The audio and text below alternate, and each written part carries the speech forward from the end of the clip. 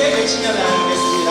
목마른 내 영혼 주가 이미 허락한 그 귀한 생명수 주여 갈망합니다.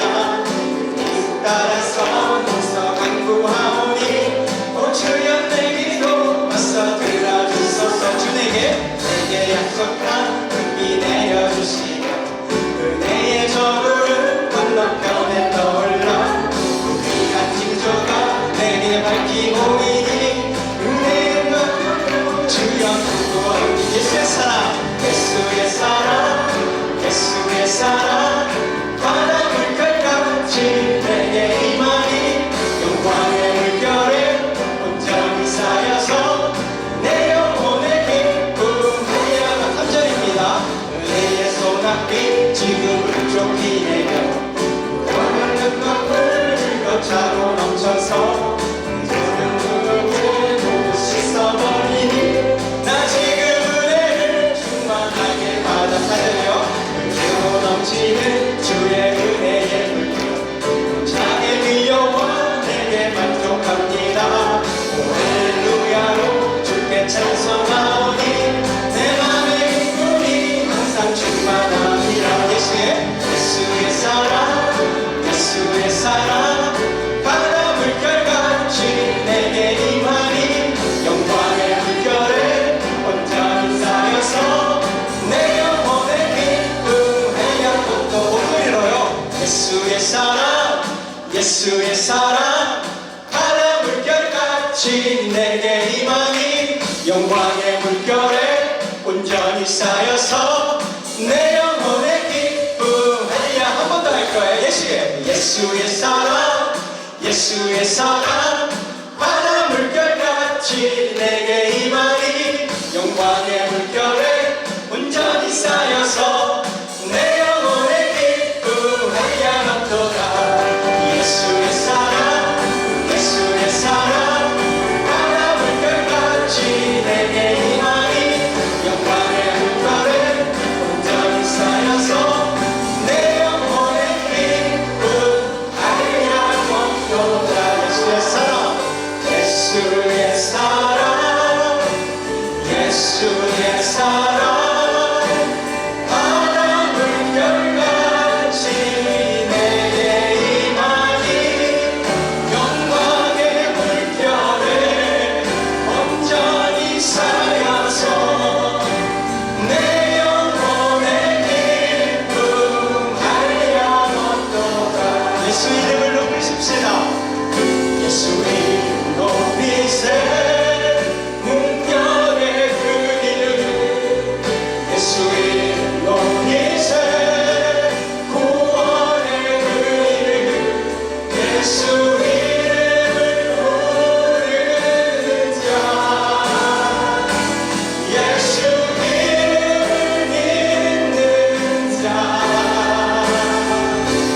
예수 이름 앞에 나오는 자 복이 있도다.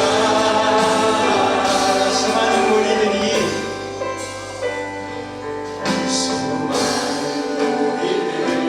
주시며 그분을 보기 위해 따르네. 뻔뻔한 목소리신 그분 앞에 모든 무릎이 꿇어 경배하네. 모든 죄를 하나 주들까지도 힘을 잃고 믿으십니까? 구원의 근원 되신 예수 이름 앞에 모든 권세를 굴복하네. 예수 이름 높이세 예수 이름 높이세 은결의 그 이름 예수 이름 높이세 구원의 그 이름 예수 이름을 부르는 자 예수 이름을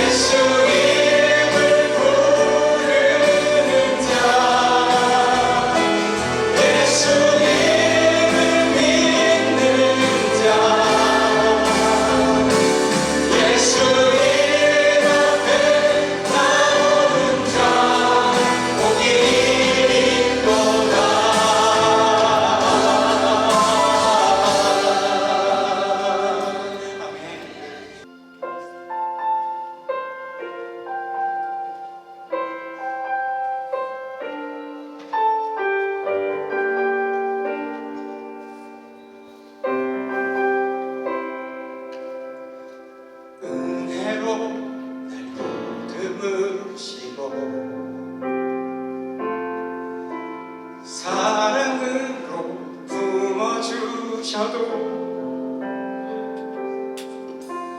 내 마음 한 자락도 지키지 못하는 이 모습 부끄럽습니다. 같이 해주시겠습니까? 따스한 곁을 내어주신 주님 앞에 나아갑니다. 표현 못할 눈으로 나를 붙드시는 주 이름 바라봅니다. 매일 마주한 슬픔을 견뎌나가며 주 예수의 마음을 닮아가네. 두려운 걸음마다 주가 동행하니 주 의지하며 오늘을 걷네. 주의 신실한 소망을 깊이 담으며 주 예수의 분요를 채워가네. 하나님의 자녀로 명예 지켜가며 깊어진 삶을 주께 드리니. 다시 한번 고백하며 나아가겠습니다. 은혜로 날 모듬을 주시고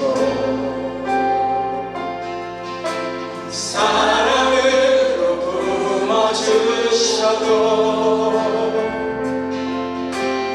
내 마음 한 자락도 지키지 못하는 이 모습 부끄럽습니다. 따스한 곁을 내어주신 따스한 곁을 내어주신 주님 앞에 나아갑니다. 표현 못할 눈물로 나를 붙드시는 주 이름 바라봅니다. 매일 마주한 슬픔을 견뎌나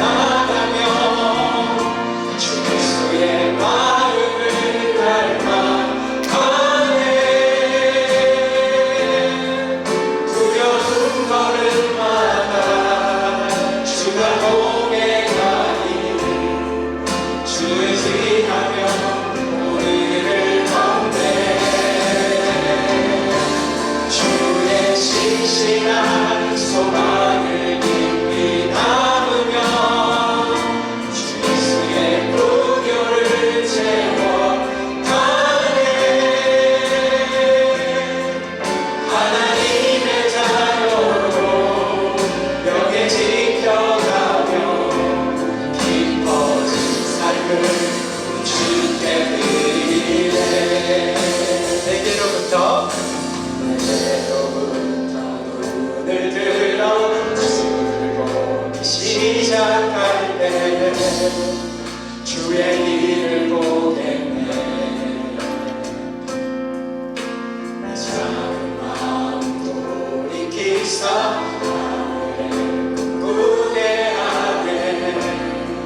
주님을 볼 때는 모든 시선을 주님께 드리고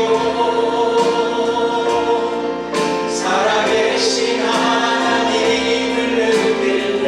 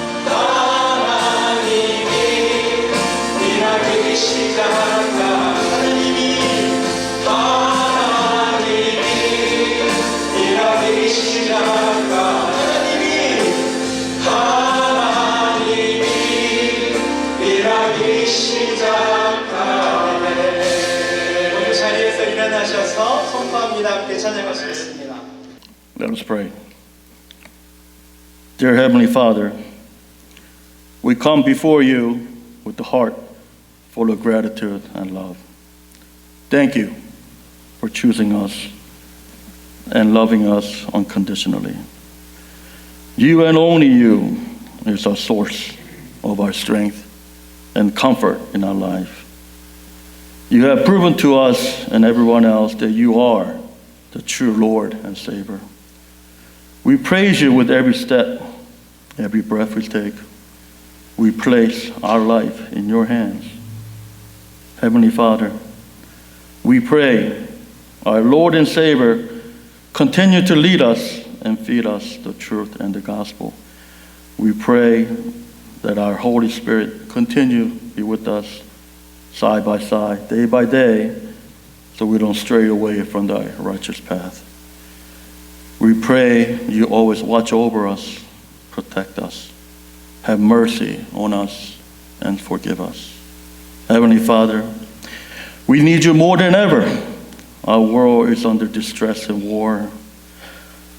We pray that you have mercy on these misguided leaders and show them that only way to world peace and world comfort is your way and your way only.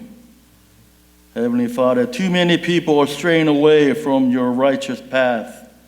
Too many people are not following the Bible. Too many people are not following the church or not following our Lord and Savior. Heavenly Father, we pray that you open their heart and guide their lost souls to the truth and your love.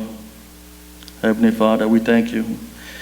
We thank you for the gift of the Garden Church. We pray that we're able to continue so our Garden Church thrive and prosper with your love and your grace for the next 30 years. We pray for our elders and our pastor, not just lead, but to serve as examples of your word to our church members and to our community. We pray all our deacons and members work together as one body in Christ to spread your words, to live by your words, to live life by your word. We pray when the chorus sing our hearts, with their hearts and soul, it pleases you. We pray for our seniors, our pillars of our church. We pray for their health, happiness, and comfort. And we pray that we learn from our seniors for our next generations. We pray for our youth and our adults. We pray that the Holy Spirit always be with them, protect them, and guide them so they can continue together with us through our journey with your love, your truth, and your way. As we start our service today, Father, we pray your word. Bless our Pastor Nam so his words can feed us with your way, your truth, and your guidance. We thank you, Father, for all your strength, all your grace, all your love, and all your mercy. We pray and stand firmly in the name of our Lord and Savior, Jesus Christ. Amen.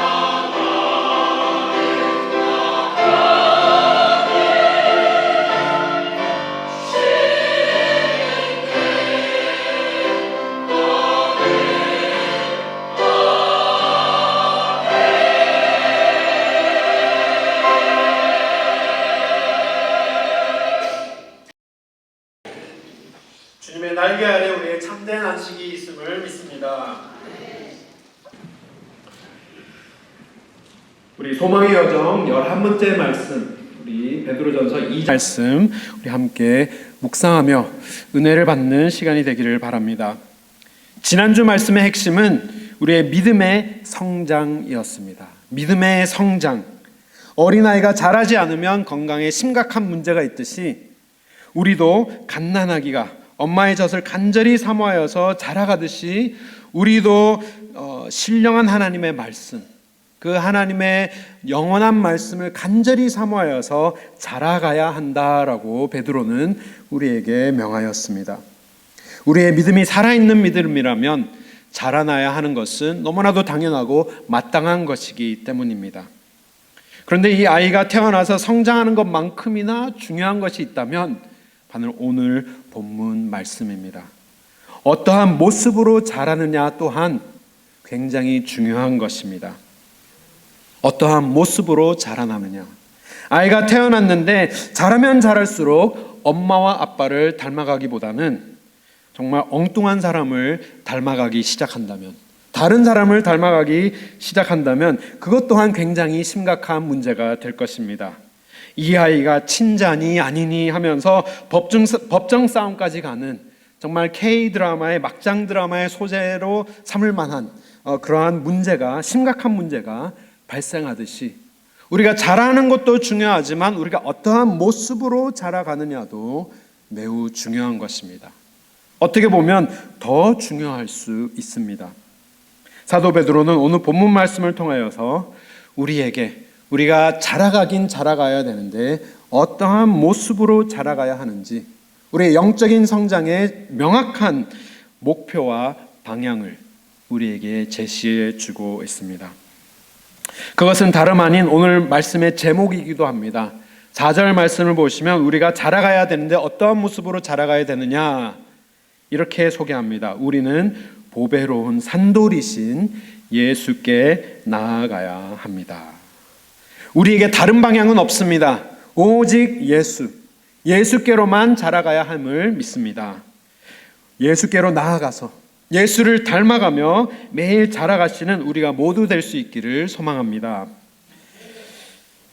예수님께서 우리에게 생명을 주셨고 또 1장 17절 말씀을 보시면 하나님께서 우리의 아버지가 되어 주셨는데 우리가 자라면 자랄수록 하나님을 닮아가야 하는 자녀들이지만 하나님을 닮지 않고 세상을 닮아간다면 온전한 믿음이라 할 수 없는 것이죠. 그렇다면 이 성장하는 것도 너무나도 중요하고 또 어떠한 모습으로 성장해야 되느냐도 너무나도 중요하다면 구체적으로 어떠한 모습으로 예수 그리스도를 닮아가야 할까요? 오늘 본문 말씀을 통하여서 베드로는 우리에게 권면하고 있습니다. 굉장히 이해하기 쉽도록 사물을 사용하여서 우리에게 설명해 주고 있습니다.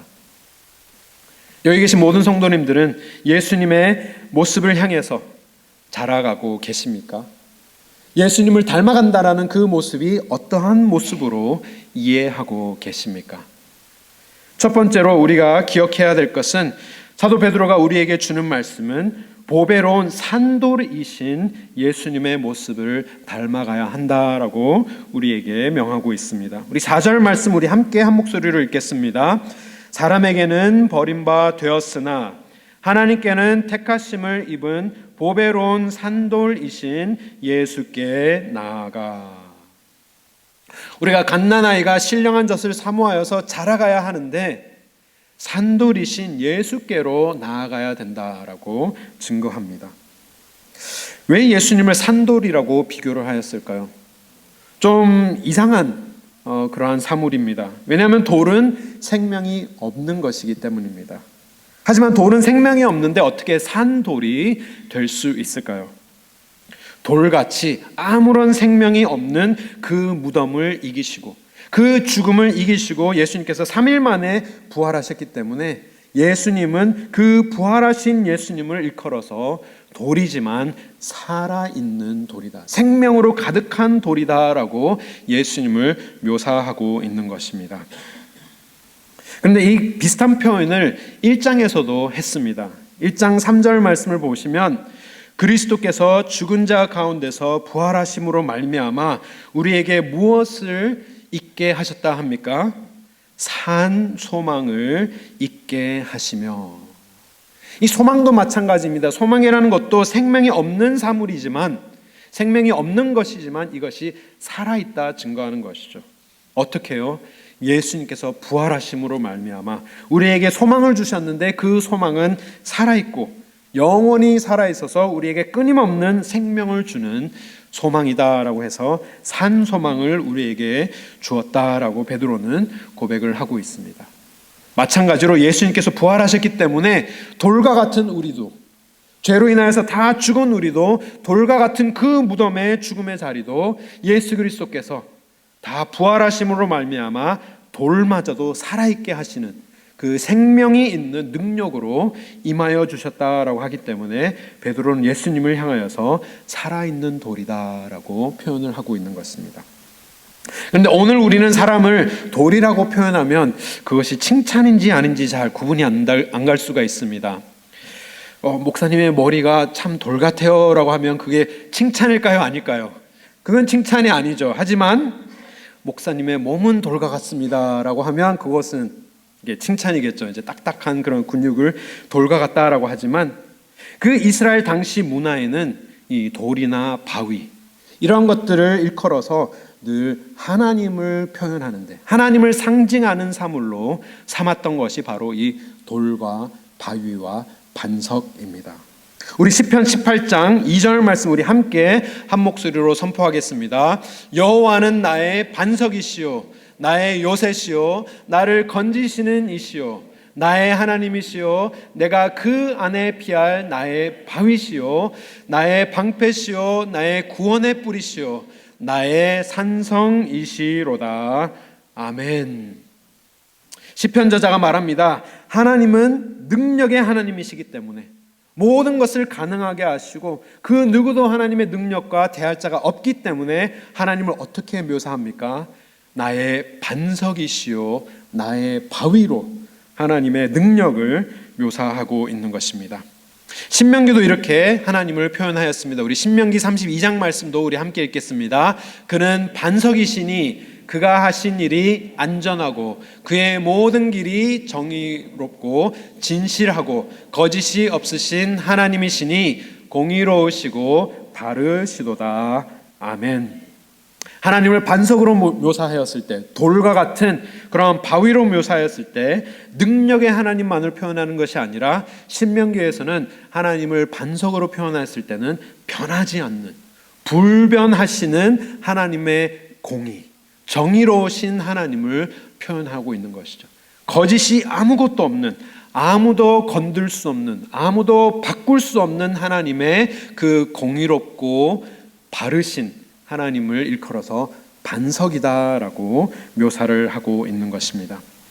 그런데 다니엘서를 보면 굉장히 다르게 하나님을 묘사하고 있습니다. 느부갓네살 왕이 꿈을 꾸면서 큰 우상 신상을 보게 됩니다. 머리는 금이고 가슴은 은이고 배와 허벅지는 노시고 종아리는 쇠고 발은 쇠와 진흙이 섞인 아주 거대한 신상을 꿈속에서 보게 됩니다. 그런데 갑자기 어느 곳에서 사람이 손대지 아니한 돌이 나타나서 개역 한글은 이 돌을 뜨인 돌이라고 표현을 합니다. 사람이 손댈 수 없는 그 돌이죠. 하나님의 돌을 일컫는 것입니다. 이 돌이 나타나서 그 신상을 부서뜨립니다. 그리고 그 돌은 큰 산이 되어서 온 세상을 가득 차게 하는 하나님의 산이 되는 것입니다. 사람의 손이 닿지 아니한 이 돌이 상징하는 것 또한 하나님이죠. 장차 오셔서 심판하시고 온 세계를 다스리실 메시아 곧 예수 그리스도를 의미하는 것입니다. 여기서의 하나님의 돌은 심판하시는 하나님의 능력을 묘사하고 있는 것입니다. 그런데 이 오늘 본문 말씀이 굉장히 중요한 이유가 있습니다. 오늘 본문 말씀 4절부터 8절 말씀 동안 우리가 이해하는 이 전체의 맥락이 베드로에게는 굉장히 개인적이고 굉장히 의미 있는 예수님의 내용과 맞물려 있다라는 사실입니다. 예수님께서는 베드로가 예수님을 산 돌로 표현했던 굉장히 개인적으로 의미가 있는 이유는 예수님께서 시몬이었던 베드로를 뭐라고 불러주십니까? 반석이다라고 불러주십니다.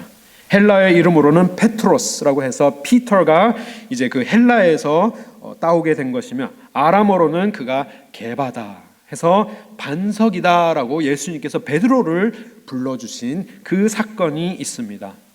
예수님께서 마태복음 16장에 베드로뿐만이 아니라 모든 제자들에게 굉장히 중요한 질문을 하십니다. 우리도 이 질문에 답을 해야 되는 굉장히 중요한 질문이기도 한데요. 예수님께서 이런 질문을 던지십니다. 다른 사람들은 다 나를 선지자로 여기고 혹은 세례 요한으로 보지만 너희는 나를 무엇으로 보느냐? 누구라 하느냐? 굉장히 중요한 질문을 베드로와 제자들에게 하십니다. 우리도 이 질문에 답을 해야 되는데, 우리도 예수님을 어떠한 하나님으로 믿는지, 어떠한 분으로 믿는지가 굉장히 중요합니다. 우리의 영혼이 달려있는 질문이기도 합니다.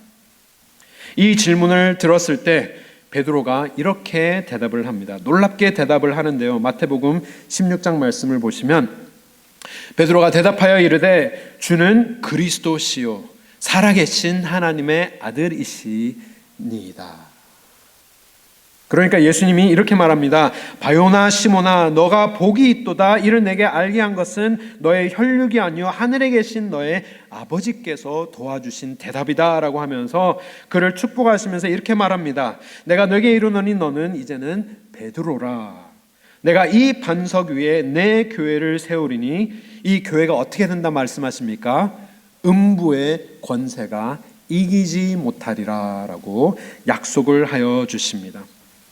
엄청난 사건이었습니다. 특별히 베드로에게는 굉장히 개인적으로 정말 모든 것이 바뀌어버린 이 사건입니다.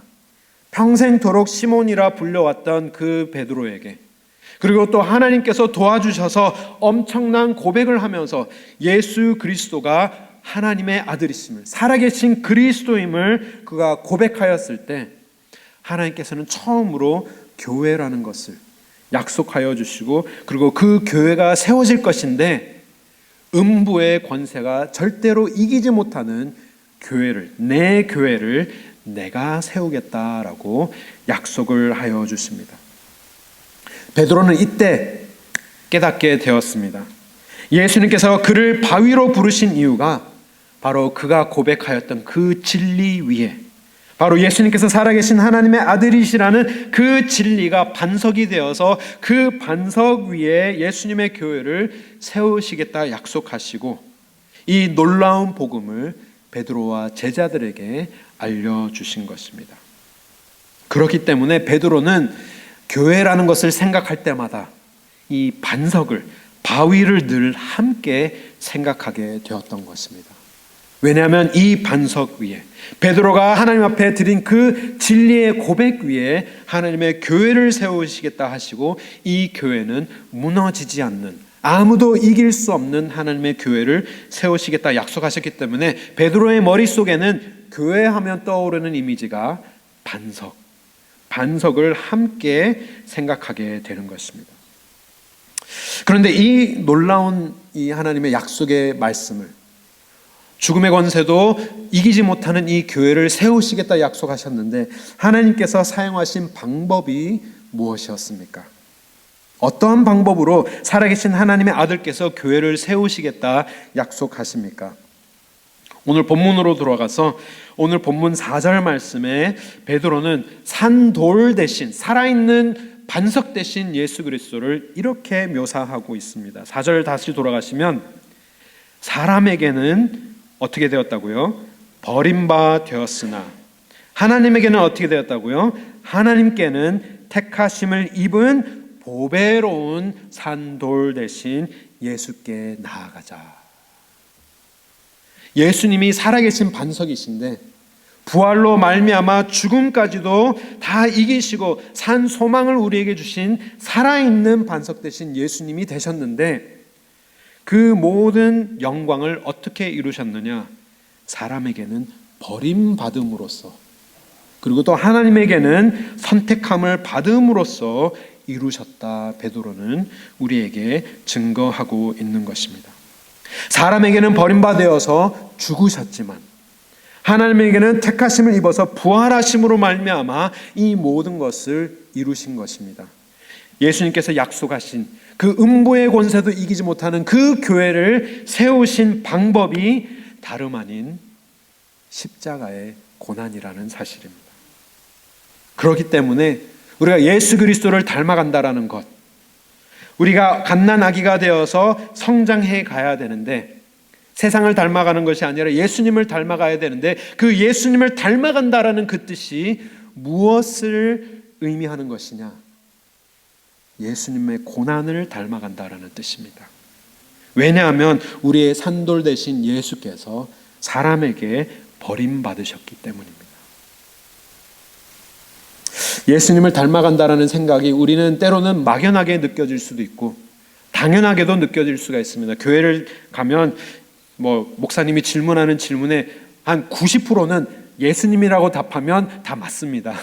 그렇기 때문에 예수님이 우리의 모든 것이 되시고 예수 그리스도 중심으로 우리 교회가 세워지지만 예수 그리스도를 닮아간다라는 모습이 그냥 막연하게만 느껴질 수 있지만 우리가 명확하게 베드로가 우리에게 명시해주는 우리의 목표는 예수 그리스도를 닮아간다라는 것은 세상 사람들에게 버림받는 모습임을 우리는 기억해야 되는 것입니다. 세상 사람에게는 버림받아 나의 옛사람이 죽는 것을 의미하고 있습니다. 다른 모습이 아닙니다. 예수님께서 십자가를 지신 그 십자가, 세상의 성공을 위하여서 세상 사람들의 기준으로 보아서 우리가 출세하고 명예를 받고 인정받기를 원한 삶이 아니라 주님께서 인정하신다면, 세상은 나를 버리지만 주님께서만 나를 인정하여 주신다면 그것으로 우리는 기뻐할 수 있는 하나님의 백성들이 될 수 있습니까? 하나님께 선택받는 그것만으로 우리가 감사하며 살 수 있습니까? 그것을 베드로는 오늘 우리에게 권면하고 있는 것이죠. 막연하게 예수님을 닮아가자, 막연하게 예수님 중심으로 우리의 삶을 살아가자가 어떠한 의미이냐? 사람에게는 버림받았으나, 하지만 거기서 끝나는 것이 아니라 어떻게 된다고요? 하나님에게는 택함을 받아서 부활의 능력을 우리가 입어서 하나님께서 주신 그 능력으로 살아가는 하나님의 백성들, 그러한 모습을 하나님께서 보시고 예수님을 어떻게 여기셨습니까? 보배롭게 여기셨다. 하나님께는 택하심을 입은 보배로운 산돌이신 예수께로 나아가 그 예수님을 이토록 보배롭게 여기신 하나님께서 그 예수님을 닮아가는 우리를 보고 어떻게 여기실까요? 우리 또한 보배롭게 여기실 줄 믿습니다. 예수님의 고난을 닮아가는 모습이야말로 예수님을 닮아가는 모습인 것입니다. 사랑하는 성도 여러분, 우리가 주님을 닮아간다라는 것, 주님의 고난에 동참하는 삶이 될 수 있기를 바랍니다. 나의 것을 끝까지 주장하면서 나의 목소리를 끝까지 더 높이면서 나의 생각을 굽히지 않고 오직 나의 중심으로 삶을 살아가는 것이 아니라 나는 중심이 되지 않아도 예수 그리스도만이 나의 삶의 중심이 될 때 나는 그것으로 만족합니다. 나는 그것으로 기쁩니다. 나는 그것으로 하나님께 나의 삶을 다 드리는 것으로 족합니다 라고 하였을 때 주님께서 우리를 복된 하나님의 백성으로 삼아주실 줄 믿습니다. 그 영광이 우리 가든교회 모든 성도님의 삶 속에 넘쳐날 수 있기를 소망합니다. 주님을 닮아가면서 자라간다라는 그 모습, 우리의 산돌 대신 예수 그리스도를 닮아가는, 그의 고난을 닮아가는 것뿐 아니라 하나님이 기쁘게 받으실 신령한 제사를 드릴 거룩한 제사장의 모습으로 자라난다라는 의미입니다. 우리 5절 말씀 우리 함께 한 목소리로 읽겠습니다. 너희도 산돌같이 신령한 집으로 세워지고 예수 그리스도로 말미암아 하나님이 기쁘게 받으실 신령한 제사를 드릴 거룩한 제사장이 될지니라. 아멘.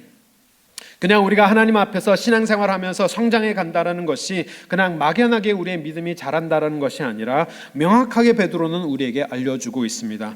우리는 거룩한 제사장의 모습으로 자라가야 한다.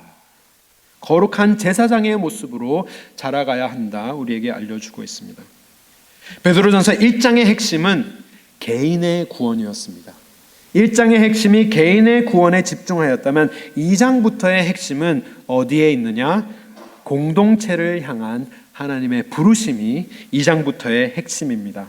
그렇기 때문에 5절 말씀을 보면 산돌 대신 예수 그리스도께 나아가서 너희도 산돌같이 되어야 된다. 너희도, 이거 복수의 단어이죠. 그래서 너희도, 우리 모두가 똑같이 예수 그리스도의 고난받은 그 산돌같이 되어서 어떠한 곳으로 세워지라라고 말씀합니까?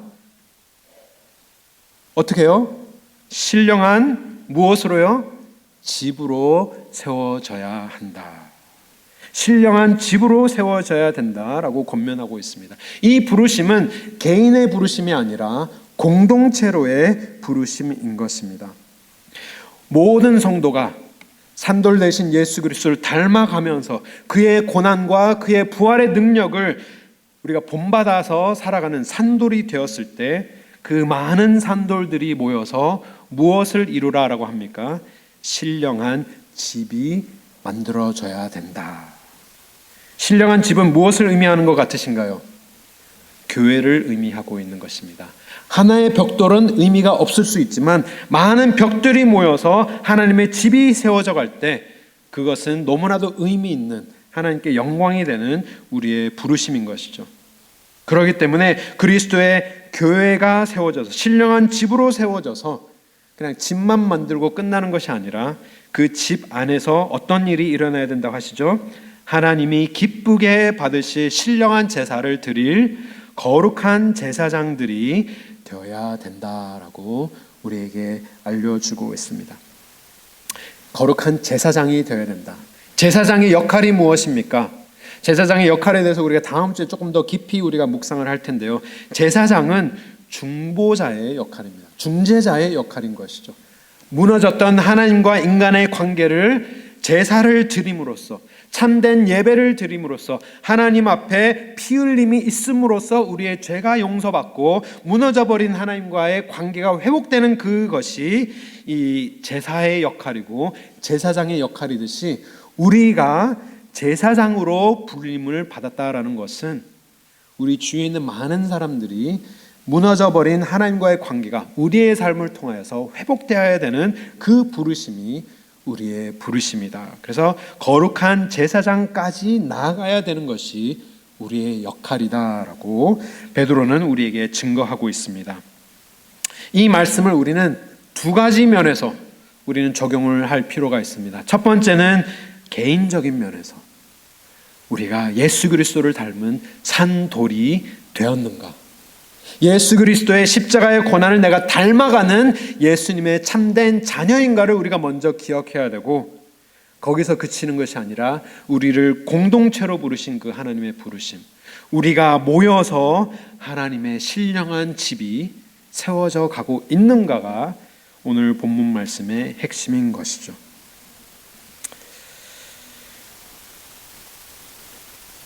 사랑하는 성도 여러분, 이 말씀이 우리의 삶의 기초가 될 수 있기를 바랍니다. 너무나도 중요한 내용인 이유가 바로 이 오늘 아까도 제가 말씀드렸지만 4절부터 8절 이 모든 내용이 베드로가 예수님과 대면하였던 예수님께서 그 하나님의 교회에 대한 약속의 말씀의 그 성취 안에 이 모든 말씀이 다 담겨 있기 때문입니다. 그렇다면 우리가 산돌이 다 모여서 하나님의 신령한 집이 되었을 때 우리는 넘어지지 않을 자신이 있으십니까? 우리 교회에 어려움이 닥쳤을 때 우리 가든교회가 흔들리지 않을 자신이 있으십니까? 개인적으로도 우리가 이 말씀을 적용하였을 때 우리의 삶 속에 우리가 예수 그리스도를 닮아서 산돌이 되어서 우리도 하나님의 고난을 몸소 본받는 자가 되었을 때 우리의 삶에 어려운 일이 닥치고 시험거리가 생기면 우리가 시험에 안 들 자신이 있습니까?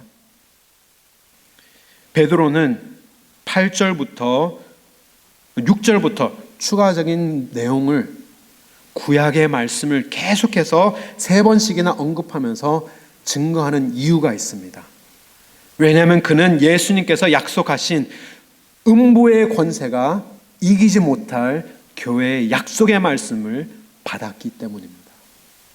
그는 확실하였습니다. 우리가 산돌로 모여서 신령한 집이 될 때 우리는 무너지지 않을 수 있는 비밀을 베드로는 갖고 있었기 때문에 그 비밀을 성도들에게 증거하고 있는 것이죠. 베드로의 질문으로 말씀을 맺고자 합니다. 베드로는 이 산돌 대신 예수님께서 하신 질문을 성도들에게 그대로 하고 있습니다. 너희는 예수님을 누구라 하느냐?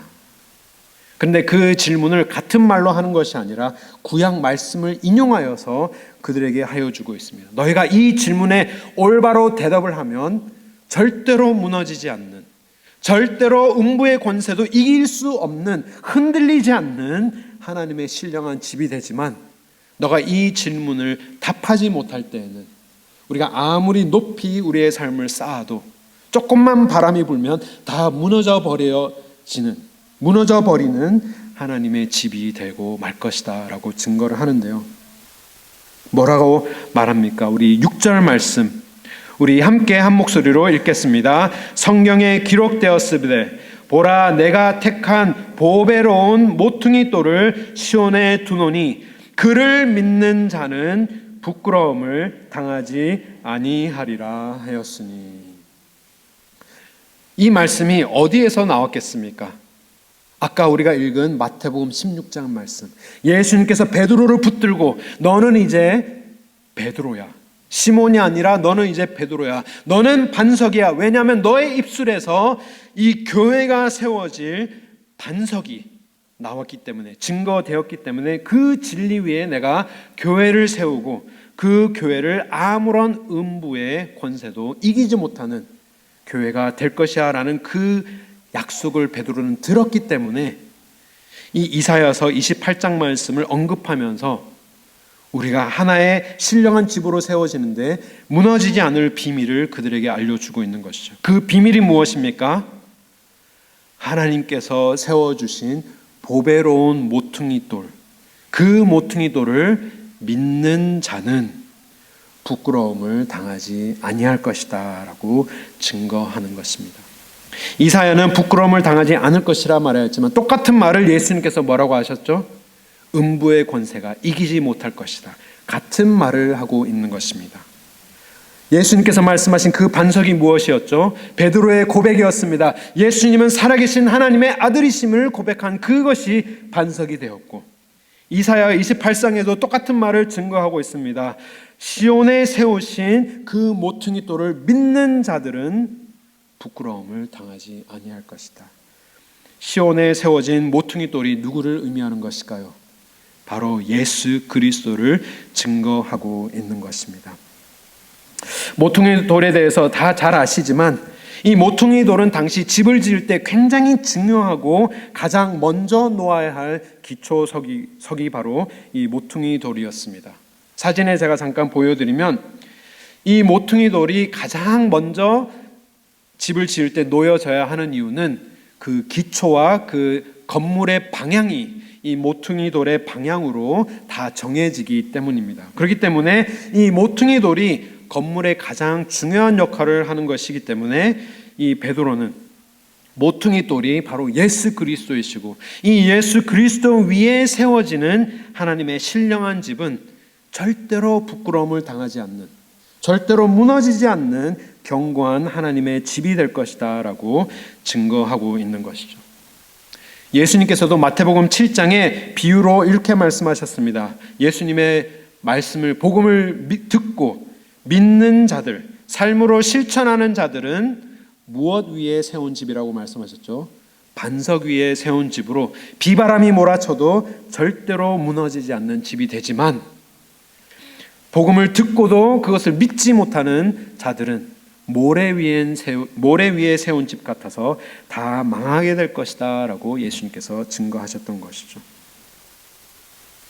부끄러움을 당하지 아니할 하나님의 심판이 닥쳐도, 우리 교회에 그 어떠한 시험이 들어도, 우리의 신앙생활에 있어서 아무리 어려운 일이 있어도 우리는 결코 흔들리지 않을 수 있는 이유는 우리의 믿음이 어디 위에 있기 때문이죠? 모퉁이 돌 대신 예수 그리스도 위에 우리가 믿고 있기 때문에 그 어떤 어려움이 와도 우리는 넘어지지 아니할 것이다 우리에게 증거하고 있는 것입니다. 하지만 6절 말씀은 하였으니로 끝납니다. 부끄러움을 당하지 아니려 하리라 라고 하였으니 그러므로 7절에 어떻게 증거하죠? 믿는 너희에게는 보배가 되지만 믿지 아니한 자들에게는 어떻게 된다 하십니까? 건축자들이 버린 그 돌이 모퉁이의 머릿돌이 되어서 부딪히는 돌과 걸려 넘어지게 하는 바위가 될 것이다.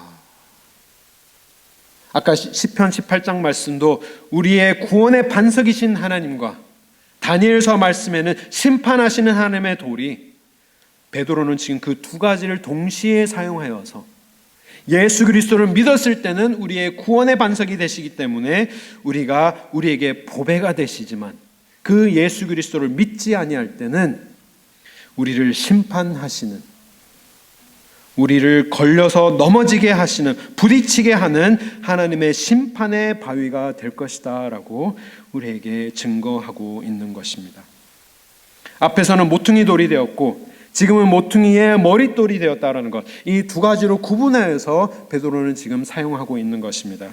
영어 성경은 같이 사용하여서 둘 다 코너스톤으로 번역을 하기는 하지만 원어를 살펴보면 하나는 head of the corner라고 해서 모퉁이의 머릿돌이다라고 증거합니다. 그 다음 사진을 보여주시면 이 모퉁이 돌과 모퉁이의 머릿돌은 두 개의 다른 것임을 우리는 알 수 있는 것이죠. 그 돌이 떨어져서 우리가 부딪히게 될 때는 그것이 우리를 심판하는 하나님의 돌로, 바위로 우리는 기억할 수 있어야 되는 것입니다. 베드로가 왜 이토록 3번이나 구약 말씀을 언급하면서 이 말씀을 호소하고 있을까요? 같은 질문을 우리에게 던지고 있습니다. 너는 예수 그리스도를 누구라 하느냐? 예수 그리스도를 무엇으로 믿고 있느냐가 가장 중요한 질문이 되는 것입니다.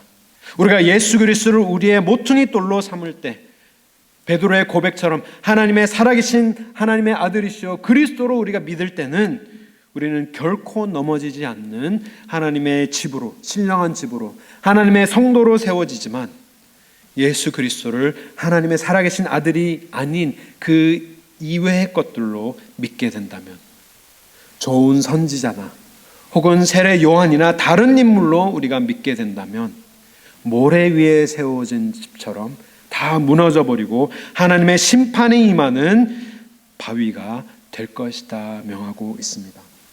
사랑하는 성도 여러분, 우리의 부르심은 하나님의 신령한 집으로 세워지는 것이 우리의 부르심임을 믿습니다. 그러기 위하여서는, 우리가 흔들리지 않는 하나님의 집이 되기 위하여서는, 그 어떠한 시험이 닥쳐도 비바람이 불어도 흔들리지 않는 하나님의 견고한 집이 되기 위하여서는 우리의 모퉁이 돌 대신 예수 그리스도를 올바로 깨닫고 올바로 믿고 올바로 순종하며 우리가 삶을 드려야 하는 줄 믿습니다. 이 외에는 다른 길은 없습니다. 우리가 신앙생활하면서 다 각자 산돌이 되어서 하나가 되어야 되는데, 모두가 예수 그리스도의 십자가를 기준으로 삼고 나의 옛사람은 죽고 새 사람으로 힘입어서 살아가야 되는데, 그 돌들 중에 나의 능력으로, 나 중심으로 신앙생활을 하겠다 하는 사람들이 계속해서 무리 속에 있으면 그 교회는 흔들릴 수밖에 없습니다. 하지만 우리가 그 어떠한 사역을 하든 그 어떠한 방향으로 향해서 우리가 교회가 나아가게 되든 그 방향이 오직 모퉁이 돌 대신 예수 그리스도의 방향에 맞춰서 예수님께서 원하시는 그 방향이 될 때만 우리 교회는 흔들리지 않는 교회가 될 수 있는 것입니다. 그 방향은 다름 아닌 십자가의 고난이요 부활의 능력인 것입니다. 사랑하는 성도 여러분, 예수님을 어떻게 믿으십니까? 평생 교회를 다니시지만 아직까지 예수님이 나에게 어떤 분이신지 명확하게 알지 못하고 그냥 머리로만 이해하고 아직까지도 삶을 드리지 못한 분이 혹시 이 자리에 계십니까? 나는 예수님은 좋은데 내가 예수님을 위해서 살 수 있는지는 내가 모르겠다. 우리의 모퉁이 돌로 삼지 않으면, 이 반석 위에 우리가 나아가지 못하면, 반석으로 나아가지 못하면 우리는 끝끝내 이 돌이, 믿지 못한 이 돌이 우리를 심판하는 돌이 될 것입니다. 사랑하는 성도 여러분, 우리는 할 수 있는 것이 아무것도 없습니다. 우리의 믿음, 강한 믿음 소유한 사람 아무도 없습니다. 하지만 우리가 할 수 있는 유일한 것은 오늘 제목처럼 산돌 대신 예수께로 나아가는 것만이 우리가 할 수 있는 유일한 길임을 믿습니다. 그것이 하나님께서 원하시는 우리의 믿음인 것입니다. 내가 흔들려도, 내가 실패해도 우리의 산돌 대신 예수님만을 바라보고, 예수님 나는 엉망진창이지만, 예수님 나는 예수님을 올바로 믿지 못하지만, 예수님 나는 너무나도 턱없이 부족하여서 예수님을 닮아가기 글렀지만, 산돌 대신 예수님께로 내가 나아가기를 원합니다. 예수님께로 내가 회개하면서 다시 한번 은혜를 구하기를 원합니다. 다짐할 수 있는 우리 가든교회 모든 성도님 되시기를 바랍니다. 우리 주중에 아버지 바이블 스터디 성경 공부 시간에 이렇게 다짐을 하고 우리가 성경 공부를 마쳤는데요. 작심 3일이라면 3일마다 작심합시다. 작심 3일이라면 3일마다 작심합시다. 정말 우리가 3일마다 넘어진다면 넘어질 때마다 산돌 대신 예수께로 나아가는 은혜가 있기를 바랍니다. 그러할 때 우리 모든 성도님들이 이 한 곳을 향하여서 세워지게 된다면 정말 음부의 권세도 이기지 못하는 교회, 세상의 그 어떠한 비바람이 몰아쳐도 흔들리지 않는 신앙의 성도들이 될 수 있는 줄 믿습니다. 어떠한 비바람이 닥쳐와도 견고하게 세워지는 가든교회 모든 성도님이 되어서 주님께 영광 돌리시는 우리 모두가 될 수 있기를 주님의 이름으로 축원합니다. 우리 지금 이 시간 말씀을 잠깐 생각하시면서 우리 하나님 앞에 기도드리는 시간을 갖기를 원합니다. 하나님 아버지, 내가 하나님을 머리로만 이해하지 않았습니까? 예수 그리스도를 그냥 지식으로만 알지 않았습니까? 하나님 아버지, 내가 다시 한번 주를 고백하게 하시고 나의 주인으로 삼고 내가 다시 한번 순종하며 주님을 닮아가는 자들 되게 하여 주시옵소서. 고난을 당하신 그 예수 그리스도의 산돌 되신 예수님을 닮아가는 우리 모두가 되게 하여 주시옵소서. 우리 지금 이 시간 잠깐 함께 한 목소리로 기도하시겠습니다. 하나님 아버지, 참으로 감사드립니다. 오늘 말씀을 통하여 우리가 어떻게 세워져야 하는지, 무엇을 닮아가야 하는지 다시 한번 말씀을 통해 일깨워 주시니 진심으로 감사드립니다. 아버지 하나님, 우리는 연약하지만, 우리는 절대로 하나님을, 예수님을 온전히 닮아갈 수 없지만 주님께서 은혜를 베풀어 주실 때 늘 우리의 삶을 우리의 모퉁이 돌 대신 예수 그리스도의 십자가에 조율하는, 조정해가는 우리 모두가 되게 하여 주시옵소서. 넘어질 때마다 모퉁이 돌을 향하여서 나아가게 하시고 십자가의 고난에 우리의 삶을 다시 한번 맞추면서 하나님의 부활을 증거하는 우리 모두가 될 수 있도록 은혜 베풀어 주시옵소서. 예수 그리스도의 이름으로 기도드립니다. 아멘.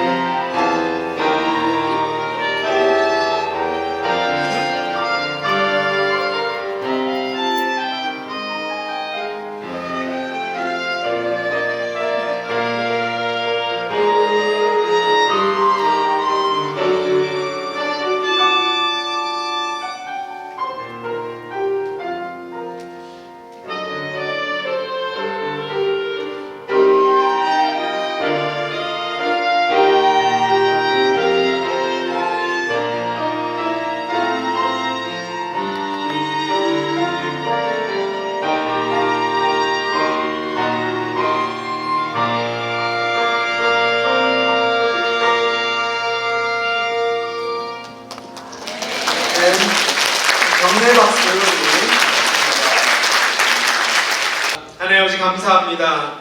우리에게 오늘 은혜의 말씀을 허락하여 주셔서 우리가 산돌 대신 예수 그리스도를 닮아 신령한 집으로 세워지게 하심을 진심으로 감사드립니다.